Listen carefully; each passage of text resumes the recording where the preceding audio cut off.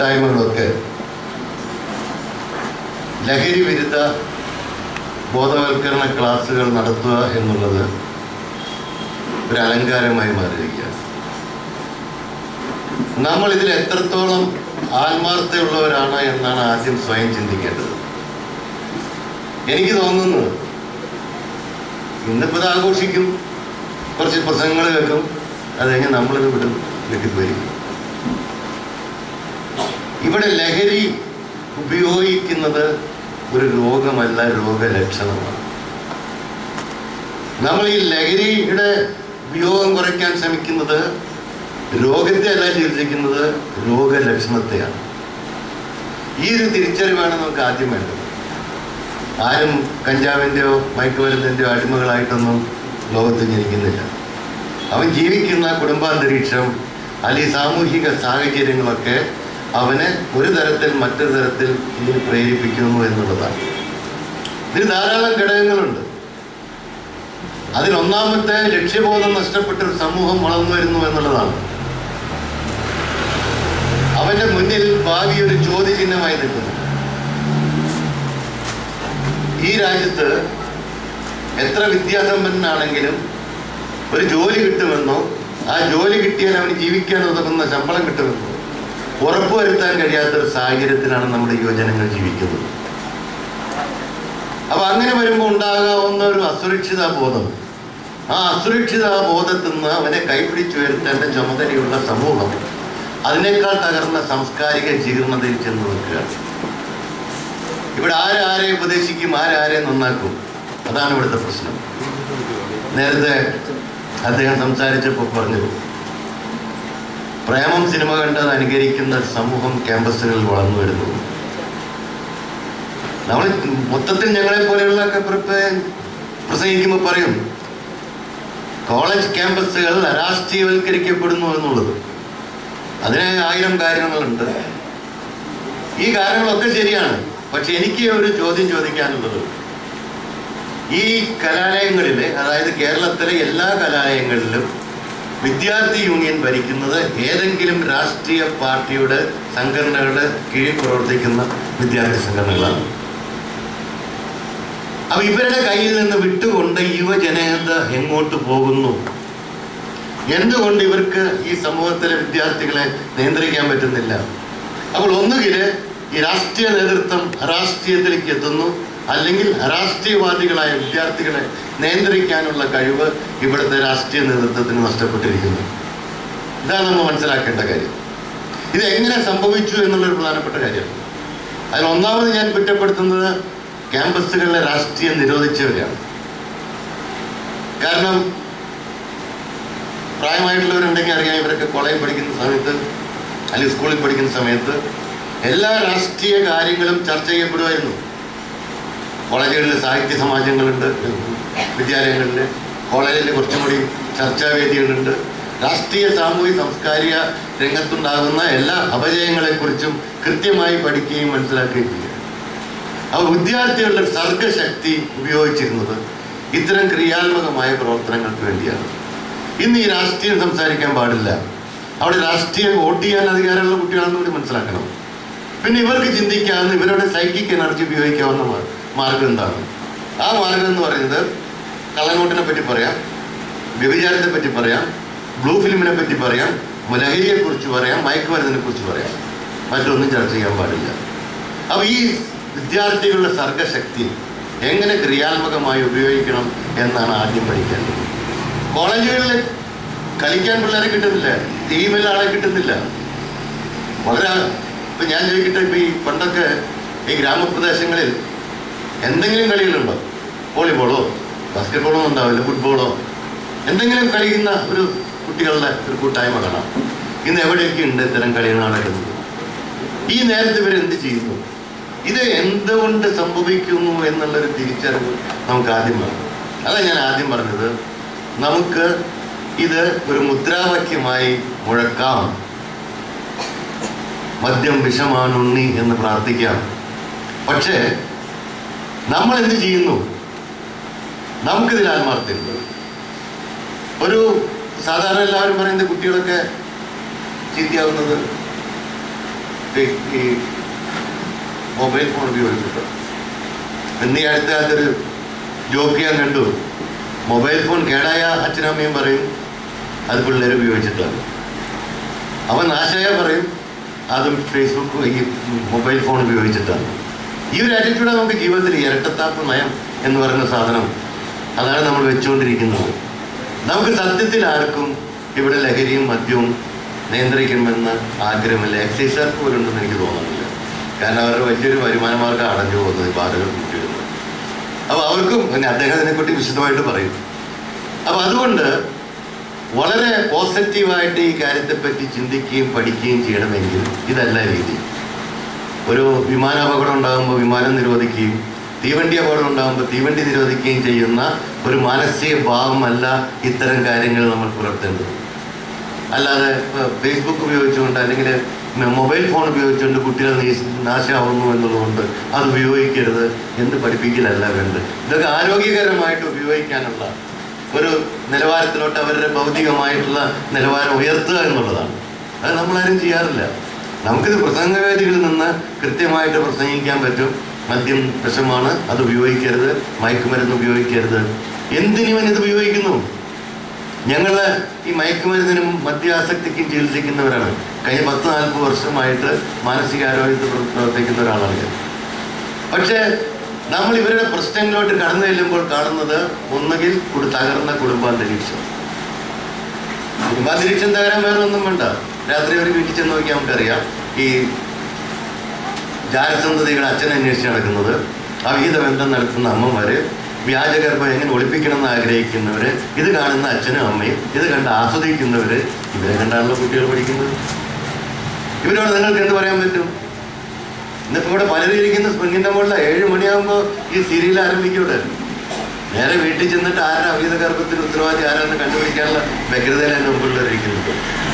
അപ്പോൾ ഇവർക്ക് എങ്ങനെ കുട്ടികൾക്ക് മാതൃകയാകാൻ പറ്റും? അത് കണ്ടില്ലെങ്കിൽ ശ്വാസം മുട്ടുന്ന സ്ത്രീകളെ എനിക്കറിയാം. നമ്മളൊക്കെ വീട്ടിൽ 7 മണിക്ക് കയറി ചെന്ന് ഭയങ്കര അസ്വസ്ഥതയാണ്. കാരണം റാണിയുടെ ഗർഭം ആരാണെന്ന് ഇതുവരെ അറിയാൻ പറ്റിയിട്ടില്ല. അപ്പോൾ അത്തരം ഒരു അവസ്ഥയിൽ നമ്മൾ ജീവിക്കുമ്പോൾ ഇത് കണ്ടാണ് കുട്ടികൾ പഠിക്കുന്നത്. ഒന്ന്. രണ്ടാമത്തെ കാര്യം, നമ്മൾ ഈ ബാറുകൾ നിരോധിച്ചു. നല്ല കാര്യമാണ്, നല്ല കാര്യമാണ് നമുക്ക് തോന്നുന്നു. പക്ഷെ ഇത്രയും അപകടമായ ഒരു കാര്യം ലോകത്ത് സംഭവിച്ചിട്ടില്ല. ഇവർ തുറന്നു സമ്മതിക്കില്ല. കാരണം 30% കൂടുതൽ മയക്കുമരുന്നിൻ്റെ ഉപയോഗം ഈ രാജ്യത്ത് കൂടിയിട്ടുണ്ട്. ചാരായം നിരോധിച്ചപ്പോൾ ഒരു 10-18% കൂടി. അന്ന് ഞങ്ങളൊക്കെ പ്രസംഗിച്ചതാണ് അത് ചെയ്യരുത്. കാരണം ഈ അഡിക്ഷൻ വന്നു കഴിഞ്ഞാൽ അതിൽ നിന്ന് അവനെ മോചിപ്പിക്കാതെ ഇതിൻ്റെ ലഭ്യത നിർത്തിയതുകൊണ്ട് ഒന്നും നടക്കാൻ പോകുന്ന ലോകത്ത് ഒരു സ്ഥലത്തും നടന്നിട്ടില്ല.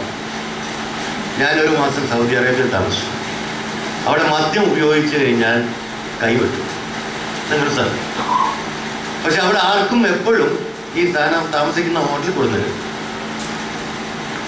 സൗദി അറേബ്യ പോലൊരു രാജ്യത്ത് ഇത്രയും കടുത്ത ശിക്ഷ നൽകുന്ന ഒരു സ്ഥലത്ത് ഇത് നിരോധിക്കാൻ പറ്റിയിട്ടില്ല. ഇവിടെ നിരോധിക്കാൻ പറ്റില്ല. പറ്റുന്നുള്ള വ്യാമോഹം ആർക്കെങ്കിലും ഉണ്ടെങ്കിൽ അത് രാഷ്ട്രീയ പ്രേരിതമായിട്ടുള്ള ചില സ്ഥാപിത താല്പര്യങ്ങൾ മാത്രമേ ഞാൻ പറയുന്നുള്ളൂ. കാരണം ഇവൻ്റെ ഈ എഡിക്ഷൻ അവർ ഉപയോഗിക്കുന്നത് എന്താ? ഇപ്പം ഗുളിക പോക്കറ്റിട്ട് നടക്കുന്നത് വളരെ സൗകര്യം. 2 അടിച്ച് വെള്ളം കുടിച്ച് ആരും അറിയില്ല. വീട്ടിൽ കൊണ്ടു നടക്കാം.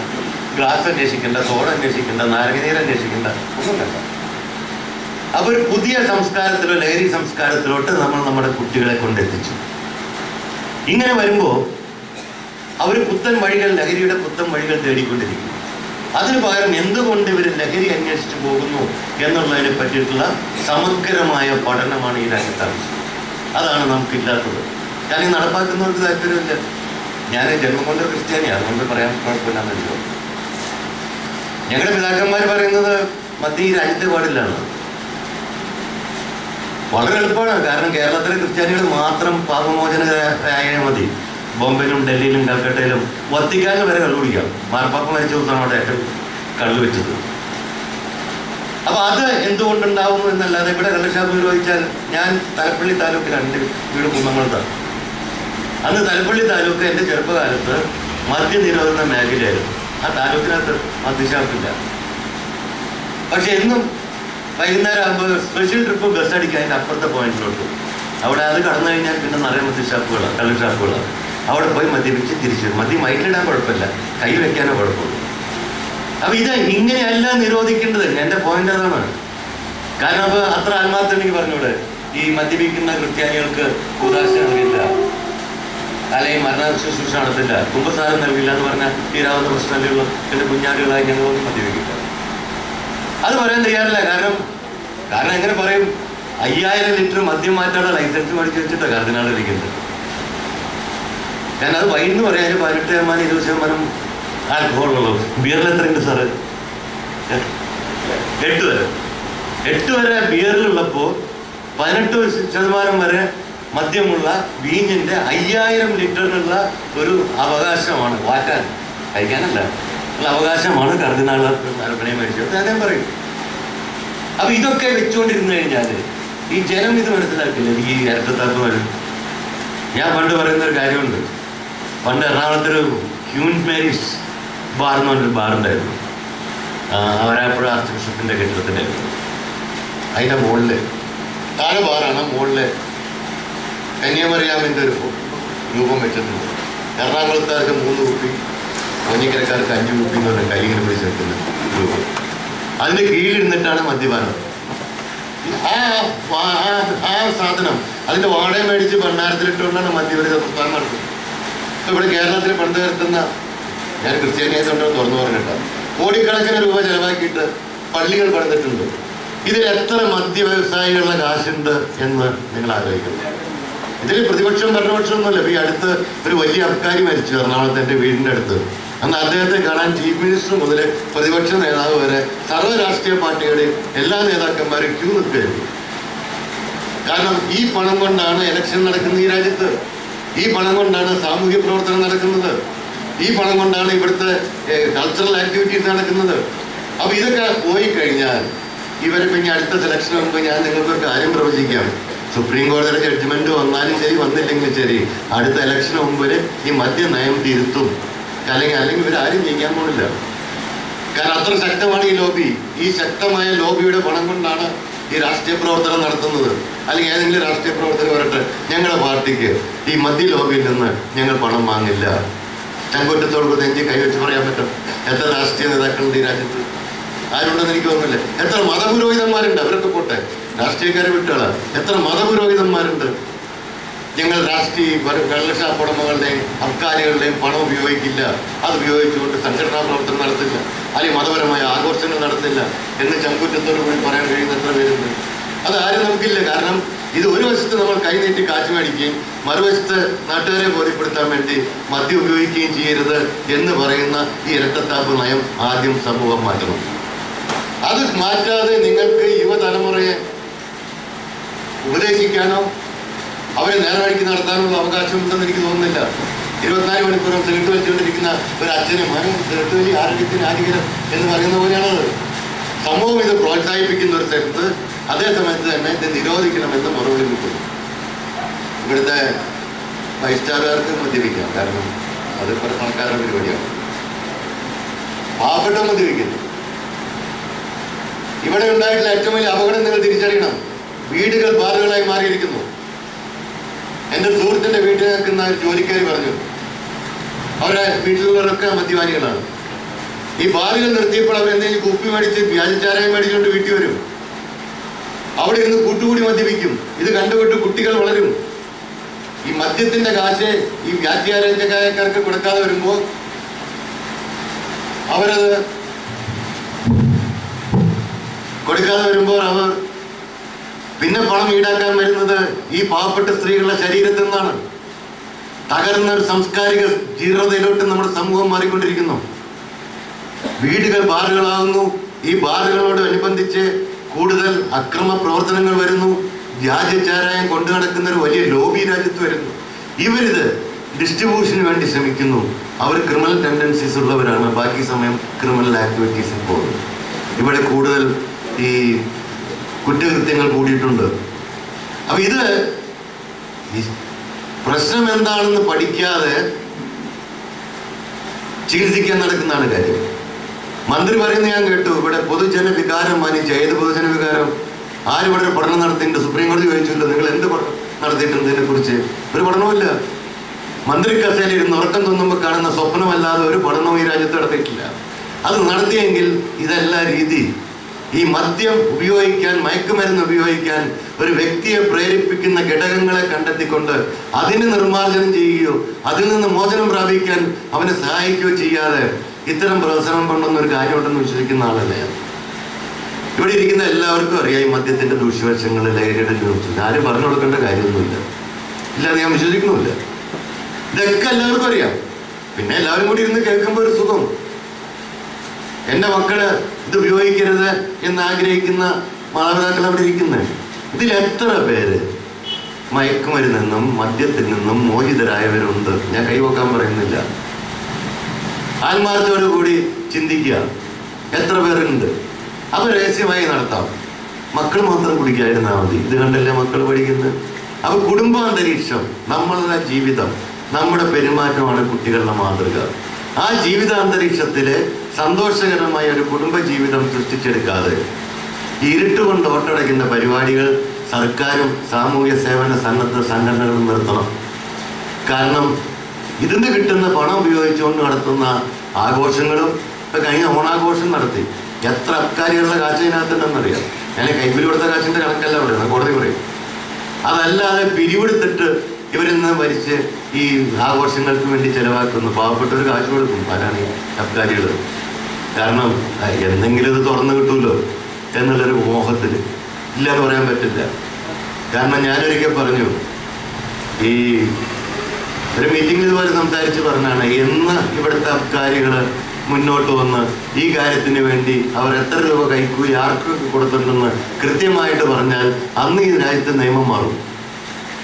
അത് പറയാനുള്ള ചങ്കൂറ്റം അവർക്കില്ല. കാരണം അവർക്ക് പിന്നെയും ഇവരുടെയൊക്കെ സഹായം ആവശ്യമാണ്. അങ്ങനെ ഒരു വിഷ്യ സർക്കിളിലാണ് നമ്മൾ കിടന്ന് കറങ്ങുന്നത്. അപ്പൊ നമ്മളിതൊന്നും അറിയാതെ ആട്ടം കണ്ടുകൊണ്ടിരിക്കുക. നല്ല കാര്യം, മദ്യവിരുദ്ധ പ്രസ്ഥാനം, ഇൻക്ലാബ് സിന്ദാബാദ്. അതല്ല ഈ രാജ്യത്തെ കാര്യം. എന്തുകൊണ്ട് അവർ മദ്യപിക്കുന്നു? മദ്യപിക്കുന്നവരെ മാനസിക രോഗികളായിട്ട് മാറാറുണ്ട്. അമിതമായ ഉപയോഗം മാനസിക രോഗികളാക്കും. മാനസിക രോഗികളാക്കിയാൽ അവർ അക്രമത്തിന്റെ വഴിയിലോട്ട് ചെന്നെത്തും. അപ്പോൾ അവരെ മദ്യപിക്കും. ചിലപ്പോൾ മദ്യപിക്കുമ്പോൾ നമ്മൾ എവിടെയെങ്കിലും ലഹരിമുക്ത കേന്ദ്രത്തിൽ കൊണ്ടുപോയി മദ്യപാനം നിർത്താൻ ചികിത്സിക്കും. മദ്യപാനം ഒരു രോഗലക്ഷണമാണ്. എന്തുകൊണ്ട് അവൻ മദ്യപിക്കുന്നു എന്നുള്ളതാണ് പ്രശ്നം. ഇനിയിപ്പോൾ ഇത് നിർത്തി എനിക്കറിയാം, ഒരു പേഷ്യൻറ്റിൻ്റെ അടുത്ത കാലത്ത് ഞാൻ കണ്ടു. അവർ പെട്രോളിൻ്റെ മണമാണ് അവൻ്റെ അഡിക്ഷൻ. എല്ലാവരും ഉറങ്ങി കഴിയുമ്പോൾ വീട്ടിൽ കാർ ഷെഡിൽ ചെന്ന് അതിൻ്റെ ടാപ്പ് തുറന്ന് പെട്രോൾ ടാങ്ക് മൂക്കായി വെച്ചുകൊണ്ടിരിക്കുന്ന നേരം വിളിക്കുന്നവർ കണ്ടു കഴിഞ്ഞാൽ ഉണങ്ങി ഒരു നിറൊക്കെ മാറി ഒരു പ്രത്യേക മനുഷ്യനായിട്ടുണ്ട്. ഒരു കുഴപ്പമില്ല, വീട്ടിലെ കാറിൻ്റെ പെട്രോൾ ടാങ്ക് തുറന്നാണ് മറത്തോണ്ടിരിക്കുന്നത്. അപ്പോൾ പുതിയ ലഹരികൾ, പശ, നമ്മൾ ഒട്ടിക്കാൻ ഉപയോഗിക്കുന്ന പശ വെള്ളത്തിൽ കലക്കി കുടിക്കുന്ന ആളുകൾ, മണക്കുന്ന ആളുകളൊക്കെ ഓരോ തരത്തിലുള്ള പുതിയ മയക്കുമരുന്നുകളുടെ ഉപയോഗം അല്ലെങ്കിൽ ലഹരിയുടെ ഉപയോഗം വർദ്ധിച്ചുകൊണ്ടിരിക്കുന്നു. അപ്പൊ എന്തുകൊണ്ട് ഈ ലഹരി ഉപയോഗിക്കാനായിട്ടുള്ള പ്രേരണ ഉണ്ടാകുന്നെന്ന് കണ്ടെത്താതെ നമ്മൾ ലഹരി നിരോധിച്ചിട്ട് കാര്യമുണ്ടോ? ഇവിടെ എല്ലാ രാജ്യത്തും വ്യഭിചാരം നിരോധിച്ചിട്ടുണ്ട്. പക്ഷെ എവിടെയാണ് നടക്കാത്തത്? അതിന്റെ കാരണം എന്താ? എന്തുകൊണ്ട് വ്യഭിചരിക്കുന്നു എന്ന് കണ്ടെത്തിയിട്ടില്ല. അത് നിരോധിച്ചു. അല്ല, ഇന്ത്യ രാജ്യത്ത് ഉണ്ടോയെന്ന് എനിക്കറിയില്ല. നമ്മുടെ ഈ അടുത്ത കാലം വരെ നമ്മുടെ നിയമം തന്നെ പ്രിവെൻഷൻ ഓഫ് ഇമ്മോറൽ ട്രാഫിക് ആയിരുന്നില്ല, സപ്രഷൻ ഓഫ് ഇമ്മോറൽ ട്രാഫിക് ആയിരുന്നു. അതായത് ഒളിച്ചു വയ്ക്കുക. ഈ അടുത്ത കാലത്താണ് പ്രിവെൻഷൻ ആയത്. ഇതാണ് നമ്മുടെ കാഴ്ചപ്പാട്. കണ്ണടച്ചിട്ട് കൈ ഒട്ടാപ്പക്ഷിയുടെ പോലെ. ഒട്ടാപ്പക്ഷി പറക്കാൻ പറ്റില്ല, ഓടാൻ പറ്റില്ല. ശത്രു പിടിക്കാൻ വരുമ്പോൾ കണ്ണടച്ച് തലതാത്തും. അത് പരസ്പരം തോൽപ്പിക്കാൻ വേണ്ടി നിയമനിർമ്മാണം നടത്തുന്നതിന് മുമ്പ് അത് സമൂഹത്തിലുണ്ടാക്കുന്ന പ്രത്യാഘാതങ്ങളെക്കുറിച്ച് കൃത്യമായ പഠനങ്ങൾ നടത്തി ആരോഗ്യകരമായ ഒരു മാനസിക അവസ്ഥയിൽ ഇതിനെന്ത് പരിഹാരം കാണാൻ പറ്റും എന്നാണ് നമ്മൾ ചിന്തിക്കുന്നത്. പലരും ഇത് ഉപയോഗിക്കുന്നവരുടെ വ്യക്തിപരമായ മാനസിക പ്രശ്നങ്ങളെ കൊണ്ടാണ്. ആളുകളെ ഇന്നാളെ എന്നോടൊരാൾ പറഞ്ഞു, 2 അടിക്കാതെ എനിക്ക് വീട്ടിൽ പോയി ഭാര്യയെ ഫേസ് ചെയ്യാൻ പറ്റില്ല. വീട്ടിൽ ചെന്ന് കയറി ഭാര്യയെ കാണണമെങ്കിൽ 2 അകത്ത് വേണം, അല്ലെങ്കിൽ അവന് ധൈര്യമില്ല. അവനെ നമുക്ക് എന്ത് ചെയ്യാൻ പറ്റും? മദ്യം നിർത്തിക്കൊണ്ട് അവന് ഭാര്യ ഫേസ് ചെയ്യാൻ പറ്റും. അപ്പൊ എന്താണ് അവൻ്റെ വീട്ടിൽ നടക്കുന്ന പ്രശ്നം? എവിടെയാണ് പ്രശ്നം എന്നാണ് നമ്മൾ. ഞാനൊരിക്കൽ പണ്ടൊരു ആൽക്കഹോളിക് അഡിക്ഷൻ ആയിട്ടുള്ളൊരു മനുഷ്യനെ കണ്ടെത്തിയത് വളരെ യാദൃശ്യമായിട്ടാണ്. കാരണം അദ്ദേഹത്തിൻ്റെ മകൻ, 8ാം ക്ലാസ്സിൽ പഠിക്കുന്ന മകനെ ഭാര്യ എൻ്റെ അടുത്ത് ചികിത്സയ്ക്ക് കൊണ്ടുവരും. അവൻ ഇങ്ങനെ കൃത്യമായിട്ട് പഠന കാര്യങ്ങൾ പിന്നാക്കാൻ പോകുന്നു, പഠിക്കുന്നില്ല. ഞാനിവനെ വിളിച്ചു ചോദിച്ചു, എന്താ പോലെ നീ പഠിക്കാത്തത്? ഞാൻ പഠിക്കാൻ ഉദ്ദേശിച്ചിട്ടില്ല. എന്നുവെച്ചാൽ എന്താ കാര്യം? അങ്ങനെ ആ സ്ത്രീ സൂഹിക്കണ്ട. ആരാ? അമ്മ. അതെന്താ കാര്യം? അവർക്ക് എൻ്റെ മുഖം കണ്ട ചതുർത്ഥിയാണ്, കൈ കിട്ടുന്ന സാധനത്തിൻ്റെ തലക്കടിക്കും. അത് എൻ്റെ മാർക്കൊക്കെ ഇട്ടിട്ടാണ്. അവർ നഴ്സാണ്, ഹോസ്പിറ്റലിൽ പോയി ആൻറ്റിമാർക്ക് കാണിക്കാനാണ് എൻ്റെ മോന് ഫസ്റ്റ് റാങ്ക് കിട്ടിയത്. അങ്ങനെ എൻ്റെ ചിലവിലെപ്പോൾ അവർ ശ്രമിക്കേണ്ട. അപ്പം ഞാൻ ഈ സ്ത്രീയെ വിളിച്ച് സംസാരിച്ചു. ഈ സ്ത്രീയോട് ചോദിച്ചു. കുറേ നേരം അവർ ഇന്ന് കണ്ണൊക്കെ നിറഞ്ഞു പറഞ്ഞു, സാറേ ഞാൻ കുറേ അക്രമങ്ങൾ അവനോട് കാണിക്കുന്നുണ്ടെന്നുള്ള സത്യമാണ്. അത് നിയന്ത്രിക്കണമെന്ന് എനിക്ക് ആഗ്രഹമുണ്ട്, പക്ഷെ എനിക്കത് കഴിയുന്നില്ല. കാരണം ഇവൻ്റെ മുഖം കാണുമ്പോൾ എനിക്ക് അദ്ദേഹത്തെ ഓർമ്മ വരും. ആരെ? പ്രിയതമൻ, ഭർത്താവിൻ്റെ അതേ ചായലാണ് ഈ കൊച്ച്. ഇവൻ്റെ മുഖം കണ്ട ഭർത്താവിന് ഓർമ്മ കൈ കിട്ടുന്ന ചട്ട കൊടുത്ത് ഇവൻ്റെ തലക്കടിക്കും. പിന്നീടാണ് ഞാൻ എൻ്റെ കള്ളി മനസ്സിലാക്കിയത്. കാരണം ഇവരും ഭർത്താവും തമ്മിൽ 2 മുറിയിലാണ് കിടന്നുറങ്ങുന്നത് കൊല്ലങ്ങളായിട്ട്. അപ്പം ഞാൻ അയാളെ വിളിച്ചു വരുത്തി സംസാരിച്ചപ്പോൾ പറഞ്ഞു, സാറ് വിചാരിക്കുന്ന പോലെ സാധാരണ സ്ത്രീ എന്നല്ല അവർ വന്യമൃഗമാണ്. എന്താ കാര്യം? ലൈംഗിക ബന്ധത്തിൻ്റെ സമയത്ത് ഇണയെ വേദനിപ്പിച്ചുകൊണ്ട് ആ വേദനയിൽ നിന്ന് ലൈംഗിക സംതൃപ്തി നേടുന്ന ഒരു പ്രത്യേക സാഡിസ്റ്റിക് അവസ്ഥയിലുള്ള സ്ത്രീയായിരുന്നത്. ഭർത്താവിന് വരെ കാണുമ്പോൾ വലിയ പുലിയായി കാണുന്ന രൂപമാണ്. പേടിയാണ്. ശരീരം മുഴുവൻ മാരകമായ പരിക്കുകളോടെ രാവിലെ എഴുന്നേറ്റ് വരുമ്പോൾ അയാളുടെ ജീവൻ തന്നെ പോയി തിരിച്ചു കിട്ടിയ സന്തോഷത്തെ അയാൾ പുറത്തിറങ്ങുക. ഇങ്ങനെയായി കഴിഞ്ഞപ്പോൾ അവന് ലൈംഗിക താല്പര്യങ്ങൾ കുറഞ്ഞു. അത് ഭാര്യയിൽ നിന്ന് ഒളിച്ചു വയ്ക്കാൻ വേണ്ടി അവൻ മദ്യച്ചാപ്പുകൾ സമയം ചെലവഴിക്കാൻ തുടങ്ങി. മദ്യച്ചാപ്പ് അടക്കുന്നവരവിടെ കിടക്കും. ഭാര്യ ഉറങ്ങിയെന്ന് ഉറപ്പ് വരുത്തിയതിന് ശേഷം വീട്ടിൽ വന്ന് കയറും. ഭാര്യ 7 മണിക്ക് രാവിലെ ഡ്യൂട്ടിക്ക് പോകുമ്പോൾ മാത്രം ഉണർന്ന് എഴുന്നേറ്റ് സൗകര്യമായി ജോലിക്ക് പോകും. അവിടെ മദ്യപാനാണോ പ്രശ്നം? അപ്പം മദ്യം ഉപയോഗിക്കാനായിട്ട് ഒരുത്തനെ പ്രേരിപ്പിക്കുന്ന ഘടകം കണ്ടെത്താതെ അത് നിർത്തിയത് കൊണ്ട് യാതൊരു ഉപയോഗമില്ല ഉണ്ടെന്ന് ഞാൻ വിശ്വസിക്കുന്നില്ല. കാരണം ഒരു നിയമം കൊണ്ട്, സാമൂഹിക അംഗീകാരമില്ലാത്ത ഒരു നിയമം ലോകത്ത് ഒരു സംഘടനയ്ക്കും ഒരു സംസ്ഥാനത്തും ഒരു സർക്കാരും നടപ്പാക്കാൻ പറ്റില്ല. സമൂഹം അംഗീകരിക്കണം. ഒരു ഉദാഹരണം, നിങ്ങളൊക്കെ വിവാഹിതരാണ്. സ്ത്രീധനം വാങ്ങാതെ കല്യാണം കഴിച്ച എത്ര പുരുഷന്മാരുടെ കൂടെ? അല്ലെങ്കിൽ ഭാര്യ വീട്ടിൽ നിന്ന് സ്വത്ത് മേടിക്കാത്തവർ. നിയമം മൂലം നിരോധിച്ചാണ് സ്ത്രീധനം. എന്നാലെന്താ സ്ഥിതി? പണം മേടിച്ചതിനെ കെട്ടുള്ളൂ, അല്ലെങ്കിൽ പെണ്ണോട് വീട്ടിൽ നിൽക്കും. പണം മേടിച്ച് കെട്ടുന്നവരെ ഞാൻ കെട്ടില്ല എന്ന് പറയാൻ ഞാൻ കുറ്റുള്ള എത്ര സ്ത്രീകളുണ്ട് എൻ്റെ മുമ്പിലിരിക്കുന്നവർ. അപ്പൊ ഇതെന്താ കാരണം? സമൂഹത്തിന് ഇതിന് അംഗീകാരമല്ല. ആ അംഗീകാരം ഉണ്ടാക്കാൻ ശ്രമിച്ചിട്ടില്ല. എന്തുകൊണ്ട് സ്ത്രീധനം വേണ്ട എന്ന് പറയുന്നു എന്ന് പഠിപ്പിക്കാൻ നമ്മൾ ശ്രമിച്ചിട്ടില്ല. അപ്പൊ ശരിയായിട്ട് ഇതിന്റെ റൂട്ടിലോട്ട്, തായ്വേരിലോട്ട് കടന്നു ചെന്ന് എന്തുകൊണ്ട് മനുഷ്യൻ ലഹരി ഉപയോഗിക്കുന്നു, മദ്യം ഉപയോഗിക്കുന്നു എന്ന് കണ്ടെത്തിക്കൊണ്ട് അതിന് പരിഹാരം തേടാനായിട്ട് ഉള്ള ഒരു ശ്രമമാണ് നമ്മുടെയൊക്കെ ഭാഗത്ത് നടത്തേണ്ടത്.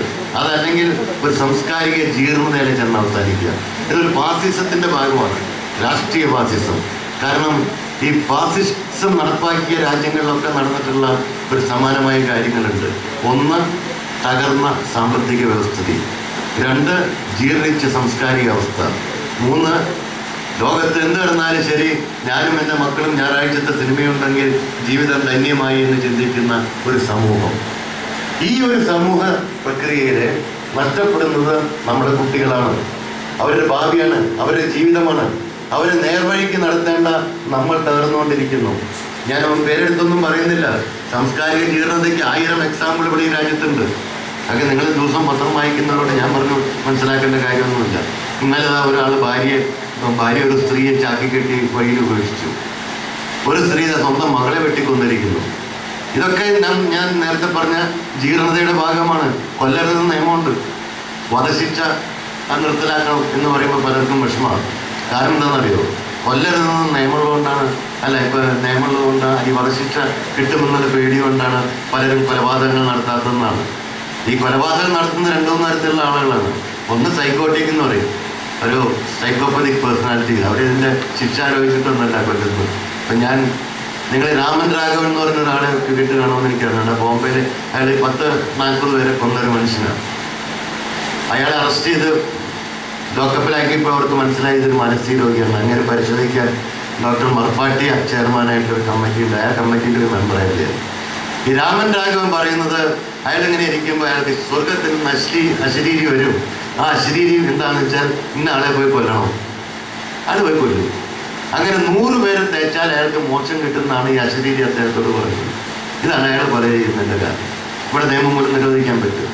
പെട്ടെന്നുണ്ടാകുന്ന വൈകാരിക വിക്ഷോഭം മൂലം സ്വന്തം ഭാര്യയെ അന്യൻ്റെ കൂടെ, ഒരു ജാരൻ്റെ കൂടെ കിടപ്പറയിൽ കണ്ട ഭർത്താവ് ചിലപ്പോൾ കൊലയാളിയാവും. അതല്ലെങ്കിൽ വൈകാരികമായിട്ട് മസ്തിഷ്ക പ്രാക്ഷാളനം നടത്തിയിട്ടുള്ള ഒരു മത തീവ്രവാദത്തിൻ്റെ വ്യക്താക്കളായ ആളുകൾ കൊന്നുകൊണ്ട് അവൻ്റെ മതത്തെ സംരക്ഷിക്കാൻ വേണ്ടി ശ്രമിക്കും. ഇവിടെ ഒന്നും ഇവരാരും ഈ വധശിക്ഷയെ പേടിച്ചില്ല. അതുകൊണ്ടാണല്ലോ മനുഷ്യ ബോംബുകൾ ഈ രാജ്യത്തുണ്ടാകുന്നത്. ബോംബുകൾ ശരീരത്തിൽ ഫിറ്റ് ചെയ്തുകൊണ്ട് ആൾക്കൂട്ടത്തിൽ പാഞ്ഞു നിന്നുകൊണ്ട് അതിൻ്റെ സ്വിച്ചമർത്തി സ്വയം മരിക്കുകയും മറ്റുള്ളവരെ കൊല്ലുകയും ചെയ്യുന്നത് മരിക്കാൻ പേടിയുള്ളതുകൊണ്ടല്ല. അപ്പം ഇതൊന്നുമല്ല ഇതിൻ്റെ പരിഹാരമാർഗം. എന്തുകൊണ്ട് ഇത് സംഭവിക്കുന്നു? അതിനുള്ള ഉത്തരം കണ്ടെത്തണം. അതുപോലൊരു കാര്യമാണ് ഈ മയക്കുമരുന്നിൻ്റെ ലഹരിയുടെ ഉപയോഗം. അതിനുള്ള ഒരു തയ്യാറെടുപ്പ് നമ്മൾ ഓരോരുത്തരും നടത്തുന്നതാണ് ആദ്യം വേണ്ടത് എന്ന് മാത്രം പറഞ്ഞുകൊണ്ട് ഈ ഔപചാരികമായി ഈ സെമിനാർ ഉദ്ഘാടനം ചെയ്തുകൊണ്ട് ഞാൻ എൻ്റെ വാക്കുകൾ നിർത്തുന്നു. നിങ്ങൾക്ക് എൻ്റെ അഭിവാദനങ്ങൾ.